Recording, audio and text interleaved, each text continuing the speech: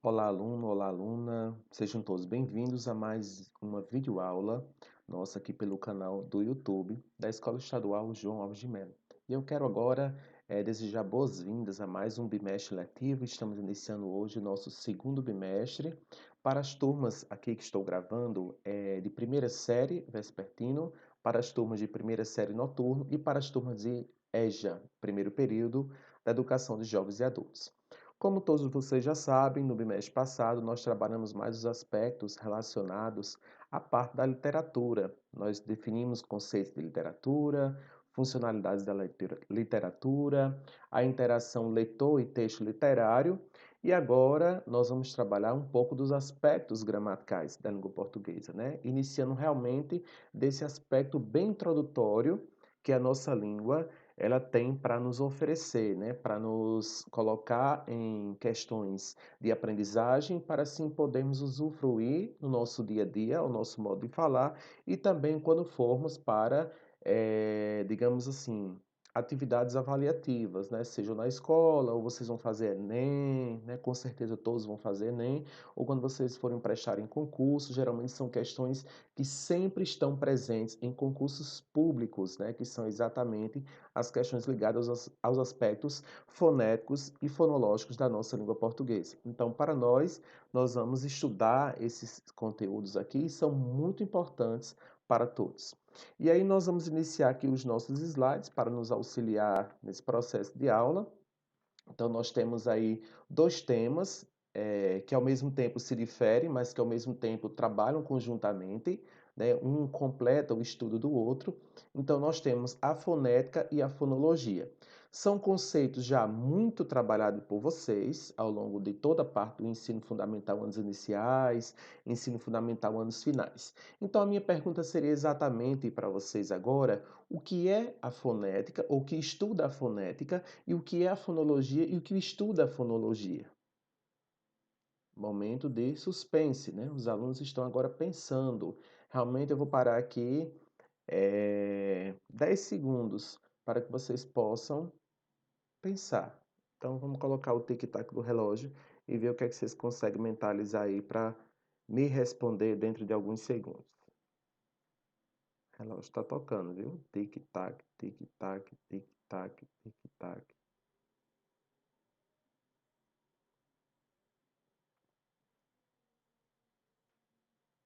Pronto.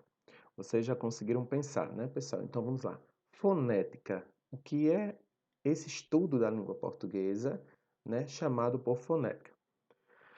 Bom, talvez vocês já tenham estudado muita coisa sobre fonética, mas não estão lembrados o conceito de fonética. Então, se você for lá no Google e você pesquisou enquanto eu dei esses 10 segundos, você pode estar encontrando vários significados, né? Vários conceitos para a fonética. Então, nós vamos perceber que a fonética ela tem uma natureza de estudo físico da produção, né? Ou seja, se você pegar essa produção do som e da percepção do som e da fala, né? E aí a fonética ela trabalha com os fones. O fone não é esse fone de ouvido, certo, gente? O fone é de produção. Então, quando nós vamos trabalhar a fonética, se vocês pegarem no Google também, vai aparecer a parte desde a fisiologia da produção do som. Como é que eu produzo o som? Como é que o som chega ao ar livre para que nós possamos ouvir uns aos outros? Então, existe toda uma estrutura fisiológica que está envolvida, desde a boca, a língua, os dentes, né? A parte, né, respiratória que envolve os pulmões, a traqueia, a laringe, a faringe. Então, toda essa parte estrutural que envolve a fisiologia, né, a natureza física, como nós chamamos, dessa produção e dessa percepção dos sons da fala, né, nós vamos chamar de fonética. É toda essa parte que realmente vai estudar os chamados fones. Porém, a fonologia, né, como nós vamos perceber que é um ramo bem complementar, eles já vão se organizar dentro de uma língua, né? Como é que esses sons se organizam dentro de uma língua? E aí nós vamos ter as unidades menores da formação dos sons, que são chamados de fonemas. Então a fonética trabalha com os fones, a fonologia trabalha com os fonemas. Então eu digo que são estudos diferentes em alguns pontos, mas ao mesmo tempo são estudos complementares. É preciso produzir primeiramente o som para depois articulá-los como eles se organizam dentro de uma língua. Então, para estudar um som que vai se organizar, né, dentro de uma língua, buscando diferenças, nós vamos primeiramente ter que produzir. Então, nós partimos da fonética para chegarmos à fonologia. Então, nós vamos estudar tudo isso, né, que para nós, quando eu falo, essa palavra é trissílaba, essa palavra é polissílaba, isso aqui é acento agudo, isso aqui é acento circunflexo, isso aqui é paroxítono, isso aqui é proparoxítono. Todos esses aspectos aí estão ligados a esse estudo da fonética e da fonologia, né? Exatamente da fonologia, mas que para ela surgir teve que partir do princípio de estudo da fonética primeiramente. Então agora nós vamos realmente iniciar os nossos estudos sobre fonética e fonologia. De repente algum de vocês pode ter dito, professor, eu nunca ouvi falar esses nomes na minha vida. Então, se vocês não ouviram falar, é porque não conceituaram para vocês, mas que na prática vocês já exercem isso, porque nós sabemos que para a fonética e para a fonologia, o que vai interessar são os sons da fala, né? Os sons produzidos por nós seres humanos. A fonética e a fonologia não vão se preocupar em estudar o zumbido da abelha, o coachar dos sapos, não. O que vai interessar esses dois estudos são os sons produzidos pela fala humana, né? Isso vai ser diferenciado somente nas línguas. Um estudo fonético-fonológico da língua portuguesa, da língua espanhola, da língua inglesa, da língua, enfim, de qualquer língua em que nós vamos nos deter a estudar. Aqui nós vamos trabalhar especificamente com os estudos dos sons de fala da língua portuguesa. Então vamos lá adiante. Então, qual é o conceito de fonema? Nós vamos adentrar agora para o estudo da fonologia, certo, gente? Nós não vamos nos atentar muito para a parte ligada à fonética, porque existe a parte de transcrição fonética, então isso é um processo que já foi ultrapassado um pouco para a parte do ensino médio e realmente está muito sendo trabalhado nas universidades, quando as pessoas vão ingressar no curso de letras, né? Então, como o nosso tempo é um tempo mais curto, né? Precisa ser os conteúdos mais enxutos, então, eu vou pular um pouco dessa parte, né, da fonética e vamos iniciar logo o estudo da fonologia. Então, nós vamos conceituar de fonema as menores unidades sonoras da fala. Então, é como se eu pegasse, né, em níveis de escala e eu tivesse a menor classificação para o que eu chamo de fonema, né? Então, elas são as menores unidades sonoras da fala. Então, elas são capazes de diferenciar palavras, como, por exemplo, quando eu digo mala, quando eu digo mola e quando eu digo mula, quando eu tenho a troca apenas das vogais, né? E aí, por exemplo, eu vou ter também na segunda escalada aí, as diferenças de fonemas quando eu troco G, quando eu troco M e quando eu troco P. Quando eu digo gato, mato e pato. E aí depois eu tenho uma terceira coluna, né, quando eu tenho mar e mas. Então vejam que os fonemas, eles são capazes de diferenciar palavras. Por isso que muitas vezes quando nós falamos a uma certa distância, ou agora com máscaras, né, que nós estamos usando constantemente, às vezes algumas pessoas não entendem realmente o que é que nós estamos falando. De repente, se eu vou falar gato, se eu vou falar mato, se eu vou falar pato. Então, os fonemas eles permitem essa diferenciação exatamente das palavras. Então, qual é a diferença que nós vamos possuir de fonema e letra? Não são iguais, são diferentes. Então, o que é que diferencia um do outro? Talvez isso vocês também já tenham estudado. Então, fonema, ele é som, é aquilo que eu produzo, né? Não é o sinal gráfico. Já a letra é o sinal gráfico que representa o som. Então vejam só, quando eu escrevo P, eu tenho a letra. Quando eu digo P, eu tenho fonema. Quando eu produzo o som P, B, D, G, né? Então eu tenho fonemas, estou pronunciando fonemas. À medida que eu escrevo essas consoantes, P, G ou D, eu terei letras e não fonemas. Então, para falar, nós vamos usar os fonemas e para escrever, nós vamos usar as letras. Daí tem um exemplo abaixo em que nós vamos pegar a palavra táxi e nós vamos classificá-las. Quantas letras nós temos nessa palavra e quantos fonemas nós teremos, certo? Então vejamos, nós temos 4 letras escritas aí, T, A, X, I, e eu tenho 5 fonemas, porque quando eu produzo táxi. É como se fosse taxi, né? A nossa pronúncia. Então vejam só, uma palavra tem 4 letras e ela tem 5 fonemas. Então é preciso que nós façamos a distinção, por isso que é importante observar como nós pronunciamos. A gente não pronuncia taxi, não. A gente pronuncia táxi, tac, tac, T-A-C, táxi. Então é importante ver essa diferenciação entre fonemas e letras. Isso, gente, como eu falei para vocês, em concursos públicos cai muito, certo? Essas questões ligadas à fonologia.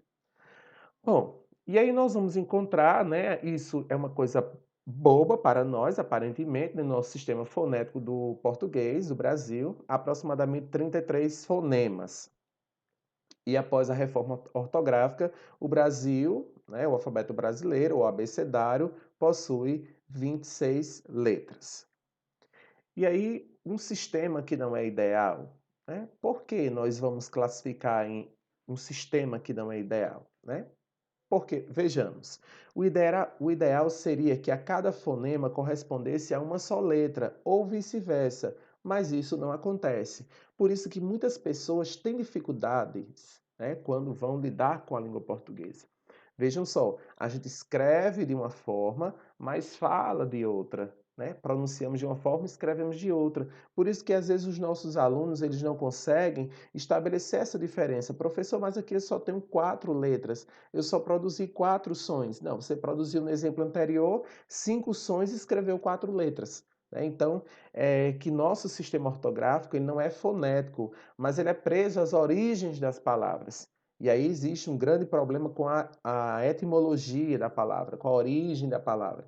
Então escreve-se, por exemplo, exame com X em vez de exame com Z, né? Porque se nós formos olhar a origem da palavra, ela vem do latim exame, né? Então nós vamos perceber que existe esse processo que não pode ser corrompido pela língua, né? Por mais que ela seja, deveria ser mais prática, mais usual para os falantes, ela não pode quebrar a originalidade da palavra que não é dela, né? Ela provém de outra língua que é do latim. Então, por isso que isso deve ser respeitado. Então, o nosso sistema ele não é um sistema ideal por isso, porque na prática ele deveria ser de uma forma, mas na teoria ele precisa ser de outra.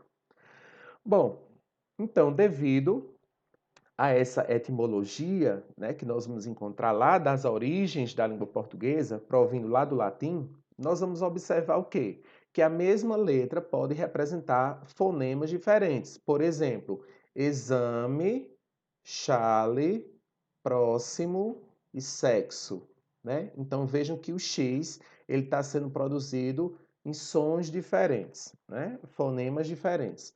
Vejam só, ó, exame é como som de Z, chale como som de CH, né? Próximo, né? E sexo. Então vejam que nós vamos ter 4 tipos de produções de X diferenciadas. E aí eu tenho cola, e aí eu tenho cera.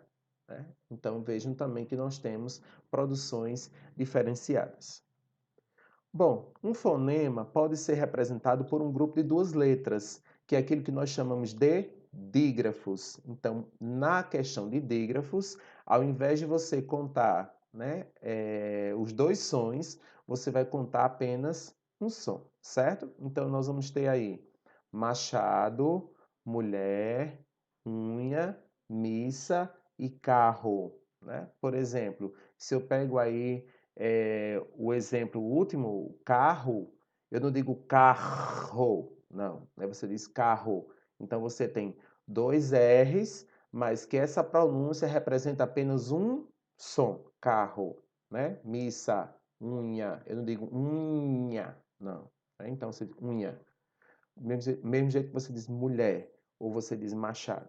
Você não diz machado, não. Então, é preciso já na língua entender que muitas vezes, em algumas palavras, duas letras vão representar um som. Quando isso acontece, nós vamos ter os chamados dígrafos. Então, vejam que nós vamos ter uma diferenciação. Por exemplo, se eu pego a palavra carro, último exemplo, eu vou ter quantas letras? C-A-R-R-O. 5 letras. Quantos fonemas eu tenho? 4. C, um som, A, um som, dois R's, um som só e O, um som. Então, eu tenho 5 letras e 4 fonemas. Então, observem bem, quando nós tivermos os dígrafos, nós teremos apenas um som para as duas letras. E convém ressaltar que nós vamos precisar estudar esses dígrafos, né? Quais são os principais dígrafos? NH, LH, né? SC, C cedilha, RR, SS. Então, mais um pouquinho à frente, ou vocês podem também já pesquisar aí no Google principais dígrafos da língua portuguesa. Já vai aparecer bem direitinho para vocês. Bom, dando continuidade, nós vamos perceber que a letra X, ela pode representar simultaneamente dois fonemas diferentes, né? É o que nós estamos colocando aí nos exemplos. Táxi, fixo e tórax, né? Vejam aí, por isso que nós falamos que o nosso sistema ele não é ideal. Você está tendo uma letra aí, certa letra X, representando simultaneamente dois fonemas diferentes, certo? Então vocês observem, né? O táxi, o fixo e o tórax. Bom, usam-se letras simplesmente decorativas. Por exemplo, na língua portuguesa, não representam fonemas nem funcionam como notas lexicais, mantiveram-se em razão da etimologia, que é aquilo que nós já vimos um pouco mais anteriormente, né? Por exemplo, hotel. O O é apenas de enfeite, né? Apenas de parte de configuração, por causa da etimologia. Mas esse H, ele não tem som nenhum, é um som mudo, né? Se eu tirasse o H, deixasse hotel, eu teria a mesma palavra, né? Digamos assim, fonologicamente não haveria nenhuma perca para o som. É a mesma coisa de eu dizer discípulo, discípulo, discípulo. Esse discípulo, né? Então, nós percebemos que é um S mudo, mas, devido à etimologia da palavra, é preciso que ele permaneça. A mesma coisa de exceção, exceção. Então, nós vamos ter o X também, que não vai representar nenhum fonema. Bom, agora nós que já conhecemos o que é o fonema, não esqueçam, gente. Alguém pode dizer assim, professor, o que é esse fonema que até agora eu não enxerguei esse fonema? O fonema é onde nós vamos chegar agora. Nós vimos que eles são as unidades menores da língua portuguesa que conseguem estabelecer diferenciações dentro de uma língua, né? Independente de qual seja a língua. Agora nós vamos precisar classificar esses fonemas, essas unidades menores. E é aquilo que nós já estudamos, ó, quando nós chegamos no pré-escolar, né? Nós vamos dividir esses fonemas em vogais, semivogais, certo? Então, quando nós chegamos, né, para estudar lá na pré-escola, nós encontramos aquela classificação de que as vogais, elas são 5, né? A, E, I, O, U. Parece aula de pré-escola.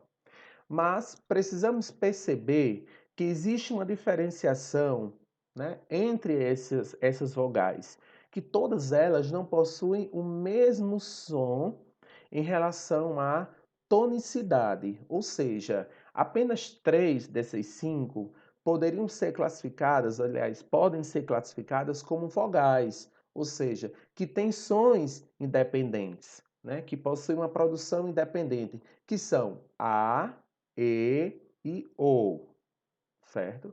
Então, I e U são chamadas semivogais. Eu coloquei em cima vogais para não causar um impacto e vocês dizem assim, professor errou logo no slide aí, botou vogais, faltaram duas. Então, nós vamos perceber que as semivogais são os fonemas, né? I e U, eles estão entre barrinhas assim, gente, porque quando a gente vai classificar nos aspectos da fonologia, eles são representados entre barras, certo? Esses sons, os fonemas. Eles são átonos. O que é um som átono? É um som fraco. Lembre-se que na fonética, na fonologia, a gente estuda os sons que são átonos, são fortes, né? aliás, os sons que são átonos que são fracos, desculpem, e os sons tônicos que são fortes. Quando a gente fala em sílaba tônica, né? Ou seja, a sílaba mais forte da palavra. E aí, esses sons átonos, que são de I e U, dessas semivogais, eles se unem a uma vogal, formando uma só sílaba. Então, observem bem que sempre I e U vão estar junto de vogais, porque elas possuem um som tão fraco que elas precisam se unir a uma vogal para poder realmente ter uma produção de sons. Como nós vamos ter aí abaixo, né? Vai, andei, ouro, água, né? Então vocês estão observando o I junto do A, o I junto do E, o U junto do O, né? O U junto do A. Então nós vamos perceber isso. Então não esqueçam, vogais são A, E, O. I e U são semivogais, ou seja, elas possuem um som mais fraco e precisam se juntar a uma vogal para ter uma produção de som maior. E aí, nós vamos conceituar aquilo que nós chamamos de consoantes, né, gente? Nós vamos retirar, né, da parte do alfabeto, do nosso abecedário, A, E, O, e os demais serão classificadas como consoantes. Então, nas consoantes, nós vamos ter as divisões, né? Nas consoantes, nós vamos encontrar os chamados encontros vocálicos, né? Então, nós vamos perceber os encontros vocálicos, né, são os encontros das vogais. Só que aí nós vamos perceber isso em sílabas, né? Não é mais separadamente. Então, vejamos. O chamado encontro vocálico ditongo é a combinação de uma vogal mais uma semivogal ou vice-versa na mesma sílaba. Então vejam só, gente, ditongo é o encontro de vogal mais semivogal ou semivogal mais vogal na mesma sílaba. Então, para nós classificarmos ditongos, tritongos, né, ou hiatos, nós precisamos separar as sílabas. E aí, às vezes, alguns alunos têm dificuldade de separação de sílabas. Só que separar sílabas, gente, não existe receita de bolo, nem milagre, não. Separar a sílaba é realmente você separar a partir da sua produção, né? Aliás, não é a produção sua, mas é a produção da língua, do som. Então você vai e separa essas sílabas, observando aquelas regras gerais, né, pessoal? Cuidado, não pode separar os dígrafos, né? Tudo aquilo deve ser observado. Então eu tenho aí a palavra pai, tenho a palavra rei, tem a palavra sou, tem a palavra pão, tem a palavra fui, tem a palavra herói e tem a palavra sério, né? Então nós temos aqui todos como ditongos, né? Porque nós vamos encontrar o pai, ou seja, vogal mais semivogal, rei, vogal mais semivogal, sou, vogal mais semivogal, pão, vogal e depois eu tenho vogal, né? Porém, como está com som de U aí, pão, então nós vamos ter como se fosse um U, então uma semivogal. Fui, uma semivogal e uma vogal. Herói, uma vogal e uma semivogal. Sério, uma vogal e uma semivogal e uma vogal. Então, na mesma sílaba, nós vamos encontrar essa junção de vogal, semivogal ou semivogal e vogal. Bom, os ditongos, eles podem ser orais e eles podem ser nasais, né? O que é um oral e o que é um nasal? O próprio nome já diz. Vogal, em que a produção da cavidade é mais pela boca, o som é mais aberto. A produção nasal, ela é mais afônica. Então, quando eu digo mãe, né, mãe, você já produz pão, põe e bem. Você fala bem pelo nariz, você percebe essa produção. Quando eu digo pai, pouco, jeito, né? A produção de som, ela é mais aberta, a cavidade oral é mais aberta. A produção nasal, eu já disse, ela é mais fechada, né? Existe a classificação dos ditongos, os crescentes e os decrescentes. Então não esqueçam, se lá no princípio eu vi que o ditongo é uma produção de uma vogal mais uma semivogal ou de uma semivogal e uma vogal, agora eu vou saber quando um é primeiro e quando o outro é depois, certo? Então, crescente, ou seja, do menor para o maior. Então, eu pego o menor som, uma semivogal, para um maior som, que é uma vogal, né? Ou seja, de um mais fraco para o mais forte. O decrescente é quando eu tenho a vogal primeira e depois eu tenho a semivogal. Então, é só vocês observar nos exemplos. No primeiro exemplo, gênio, primeiramente eu tenho o quê? Eu tenho a semivogal, o I é semivogal e o O vogal, ditongo. Então, a palavra gênio é um ditongo crescente. Se eu pego a palavra pauta, eu tenho primeiramente a vogal, que é o A, né? E aí eu tenho um A, tá aqui, e depois eu tenho o U, que é uma semivogal, decrescente. Então, acrescente da semivogal para vogal e da decrescente a vogal para a semivogal. Não tem erro, gente, é só você observar do menor para o maior ou do maior para o menor, certo? Bom, os ditongos, ainda falando sobre esses ditongos. Por terem som próximo de I e U, em certos casos, respectivamente E e O, podem exercer função de semivogal, certo? Que foi aquele caso que nós vimos anteriormente com a palavra pão, né? Então, por exemplo, aí, mãe, né? Quando eu digo mãe, é porque parece que a gente não diz mãe, mas diz mãe, mãe, como se fosse um i, né? Caetano, Caetano, né? O C, o E, ele tem mais som de I do que de E, né? A gente não diz Caetano, a gente diz Caetano. E ao também, né? Então, a gente não diz ao, não diz ao. Então, muitas vezes, né, ou em certos casos, eles podem exercer a função de semivogal. Por isso que nós vamos dizer, a língua portuguesa é uma língua que quebra a nossa cabeça com tantas particularidades, né, pessoal? Bom, e aí nós temos o tritongo, né? O tritongo é um conjunto de uma semivogal, mais uma vogal, mais uma semivogal, formando uma só sílaba. Elas não podem estar separadas, elas têm que estarem, precisam estar na mesma sílaba, semivogal, vogal e semivogal. Não esqueça, semivogal, semivogal e no meio a vogal, ou seja, som fraco, som forte, som fraco.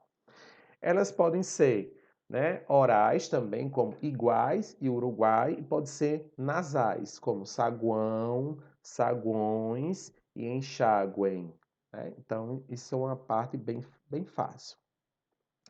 E agora nós vamos trabalhar o hiato, né, que também é um encontro vocálico em que duas vogais pronunciadas em dois impulsos distintos, formando sílabas diferentes. Então eu falei que o tritongo eles precisam estar numa mesma sílaba, o ditongo na mesma sílaba, porém o hiato não. O hiato é o encontro de duas vogais pronunciadas em diferentes impulsos, né? Formando sílabas diferentes, como por exemplo, Saara, né? Eu vou ter o A encontrando-se com outro A, mas em outra sílaba, e não na mesma sílaba. Se eu pegar aí vou, da mesma forma. Se eu pegar creio, da mesma forma. Então, encontro de duas vogais em sílabas diferentes, nunca em sílabas iguais. Bom, outros exemplos aí de atos, aliás. Faísca, né, tá o encontro aí, separação de A e I. Podia, a separação de I e de A. Saúde, a separação de A e de U. Ciúme, a separação do I e de U. Cruel, a separação do U e do E. E lagoa, a separação do O e do A. Então, todos esses exemplos, nós vamos classificá-los como hiatos, ou seja, o encontro de duas vogais em sílabas diferentes. Então, para nós classificarmos de fato o que são hiatos, é preciso que a gente vá separar estas sílabas. E aí nós vamos ter os chamados encontros consonantais. Nós já falamos muito sobre encontros vocálicos, que são o encontro das vogais, e agora vamos falar dos encontros consonantais.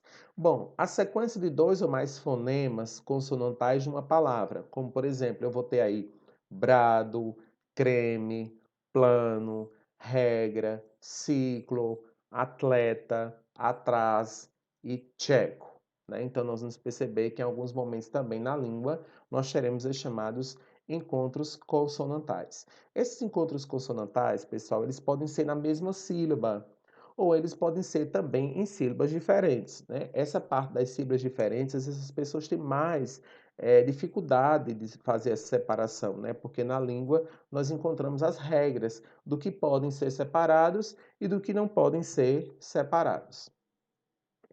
E aí a gente vai voltar àquele conceito, né, que nós chamamos de dígrafo, porque exatamente nós vamos encontrar essas duas letras, né, representando um só fonema. Como, por exemplo, nós vamos encontrar aí a palavra chave. Você vai ter CH representando X, né? Chave. Bom, os principais outros dígrafos, o CH, quando nós temos aí o exemplo do chapéu, de cheio, o LH, de palha, de coelho, o NH, de banho, de ganhar, o RR, carro, erro, o SS, sucesso e passa. Então vamos pegar um exemplo desse aí, pessoal, para fazer aquela distinção lá do início do conteúdo, quando nós precisamos diferenciar o que são letras e o que são fonemas. Então, se eu falo que o dígrafo eu tenho duas letras representando apenas um som, então o que é que vai acontecer? Quantas letras nós temos na palavra chapéu? Vamos lá? Contando aí, 6 letras, né? O C, o H, o A, o P, o E e o U. 6 letras. Quantos fonemas eu tenho? CH é só um, A, P, E, U. 5. Então, na palavra chapéu, eu tenho 5 letras, aliás, 6 letras e 5 fonemas, ou seja, 5 sons. Então, não esqueçam quando vocês fizerem a distinção. O fonema é a representação dos sons da fala. As letras é a representação gráfica, é a escrita desse som, certo? Então é preciso estabelecer essa diferenciação. Mas além desses dígrafos, existem outros dígrafos daquele que nós passamos para você. O GU, o QU, o SC, o SS cedilha e o XC. Algumas observações para vocês. Na divisão silábica, 5 deles são inseparáveis, gente. Não se pode separar palavras que possuem CH, LH, NH, GU e QU. Então, não se pode, por hipótese alguma, é regra geral da língua portuguesa, não se separar esses dígrafos. Já os dígrafos que são separáveis, o RR, né, fica um numa sílaba e outro na outra, o SS, o SC, o SC cedilha e o XC, certo? Como, por exemplo, aí em terra, em osso, em piscina, em cresça e exceto. Bom, e aí nós vamos falar também das notações lexicais, né? Que elas são muito importantes, são exatamente os sinais gráficos que nós chamamos lá de chapéu do vovô, né? O tio, aquelas coisas que nós aprendemos lá no princípio dos nossos estudos. Então, eles se juntam às letras para lhe dar um valor fonético especial e permitir a correta pronúncia das palavras, né? Como, por exemplo, quais são as notações lexicais mais recorrentes que nós temos na língua? O acento agudo, que vai indicar a vogal tônica, né? É muito fácil a gente indicar a vogal tônica quando há o acento agudo, né? Porque você vai diretamente naquela sílaba, naquela palavra, quando eu tenho pé, quando eu tenho avó, quando eu tenho lágrima, né? Pé e avó não, porque são monossílabos, mas se eu pego a palavra lágrima e eu for separar, eu vou, qual é a sílaba tônica? Claro que você vai saber que é o lá, porque ela está acentuada, né? Onde possui o acento lexical, ele vai indicar a vogal tônica. Se eu pego o acento circunflexo, que a gente chama lá o chapéu do vovô, vai indicar a vogal tônica fechada, né? Como, por exemplo, avô, mês, âncora, certo? E o acento grave, que é o indicador de crase, né? Por exemplo, ir à cidade, né? Ir à missa, ir à escola. Então, nós vamos perceber que o acento grave, né? Ele precisa ter regras para poder utilizá-lo, mas que ele também é uma notação lexical. Bom, e assim, gente, nós fechamos os nossos estudos nesse primeiro momento. É uma parte muito interessante da língua, como eu falei para vocês, porque é uma parte viva, é uma parte que a gente produz, é uma parte que a gente está realmente é tão interessante a fonética e a fonologia que imagine se nós não tivéssemos a articulação de sons e todas as palavras que eu fosse falar, eu fosse pronunciar fonema por fonema. Se eu fosse falar A, L, U, N, O, não tivesse a articulação de falar aluno, né? Quantos milhares, milhões de sons nós íamos emitir para pronunciar apenas uma oração, né? Então, isso é um processo que nós falamos de forma automática e não muitas vezes compreendemos como é que isso se articula de uma forma tão capaz que nós pronunciamos uma coisa muito rápida, em poucos segundos, estabelecendo comunicação entre nós, seres humanos. Então, a fonética e a fonologia é exatamente esse estudo primário da língua portuguesa para entendermos realmente como funciona a estrutura da nossa língua. Então, por isso que nós precisamos realmente entender essa estrutura. Então, o que vai ficar de encaminhamento para vocês dessa nossa primeira aula do segundo bimestre? Pessoal, vamos rever o nosso vídeo quantas vezes forem preciso. Eu percebi muito na atividade, fiquei um pouco até, digamos assim, surpreso quando eu vi algumas atividades. Alguns alunos deixaram muitas questões em brancos, outros não acertaram, outros foram buscar coisas da internet que não fazia nada com aquilo que eu tinha passado de atividade, e sempre a atividade que eu passo é relacionada àquilo que eu discuti com vocês aqui em sala de aula virtual, porque eu também não tenho como passar uma coisa que eu não trabalhei com vocês, e principalmente de forma à distância, que é mais complicado ainda, mas nós trabalhamos os slides, a gente discutiu aqui os conteúdos, e assim, eu vi muitos trabalhos, muitos mesmo, com notas muito baixas. Então é preciso que a gente veja o vídeo. Não é só querer fazer atividade no automático, não. É por isso que quando termina aqui a aula, eu nunca passo imediatamente para vocês a atividade. Eu deixo passar alguns dias, aí eu vou e posto a atividade, porque eu sei que às vezes o processo de ansiedade já faz com que você queira responder sem antes de assistir. Então, primeiramente, você tem que assistir essa videoaula. Ela é uma videoaula bem curtinha, ela está aqui em quase 40 minutos. E aí, quando vocês terminarem, vocês pegam a atividade e vão responder. Não conseguiu? Volta à videoaula, se for 5, 10, 15, 20, 30 vezes possível. O importante é que fique a compreensão daquilo que está sendo trabalhado, certo, pessoal? Porque se ficarem as dúvidas, vocês lá na frente, quando chegar na parte avaliativa, vão ter um resultado negativo. E esse não é o que nós esperamos, muito pelo contrário. Nós esperamos que mesmo à distância, que mesmo de forma remota, que isso aconteça, que a aprendizagem aconteça. Não é porque nós estamos remotamente que o ensino deixou de existir, nem há uma precariedade de ensino. Muito pelo contrário, as universidades, elas ofertam cursos à distância, né? Curso de nível superior à distância.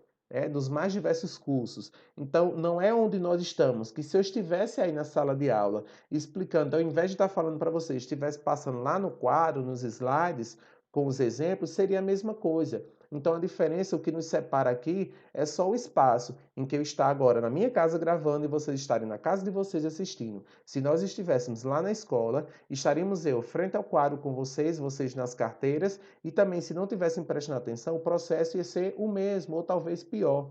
Porque, pelo menos aqui, você tem a opção de assistir 5, 10 vezes. E lá, depois que eu saio da sala, você não tem como estar me chamando, né, para ir voltar à escola 10 vezes, 15 vezes para explicar o mesmo conteúdo, né? Realmente ficaria um pouco complicado para nós, porque existe uma sequência de conteúdos a serem trabalhados. Claro, para que eu possa avançar, é preciso que meu aluno cumpra uma etapa. Mas assim, o que eu estou explicando para vocês é que a modalidade que está sendo trabalhada não é a justificativa para tirar uma nota baixa, né? A justificativa, ela não vai de encontro à forma como está sendo lidada a questão do ensino, porque o ensino nesta modalidade está sendo ofertado de forma correta, né? E, por exemplo, também ela é embasada, a modalidade à distância, em outros níveis, inclusive o nível superior, em que os alunos, né, eu já fui aluno da educação à distância, de nível superior, tem que serem autodidatas, ou seja, parar e dizer, não, hoje eu preciso estudar, eu tenho um conteúdo tal, eu tenho uma atividade tal. Existem as formas de interagir para tirar as dúvidas. Por isso que nós chamamos vocês para uma aula remota em que nós estávamos presentes, todos conectados ao mesmo tempo. Infelizmente, poucas pessoas participaram. Então, aquele era o momento de tirar dúvidas também. Então, nós vamos criar também outros momentos oportunos para tirar dúvidas em caso você está ouvindo e não está entendendo. Ok, pessoal? Então, ficam aqui os meus agradecimentos a vocês por estarem prestando atenção a essa aula.